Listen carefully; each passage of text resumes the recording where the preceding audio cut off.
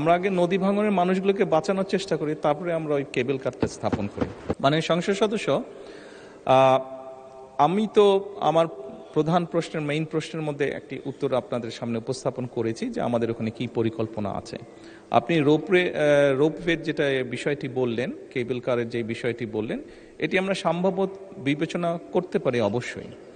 আপনি যদি আবারও এই বিষয়টি নোটিশটি পাঠান, সেক্ষেত্রে আমরা এটা সম্ভবত বিবেচনা করতে পারি। তবে এই মুহূর্তে অন্য পরিকল্পনা যেগুলো আছে সেগুলো তো পর্যায়ক্রমিকভাবে আমরা বাস্তবায়ন করব। তবে এখানে আরেকজন সংসদ সদস্য নদী ভাঙনের কথা বলেছেন, মনে হয় একই সমস্যা আপনার ওখানেও খুব সম্ভব আছে।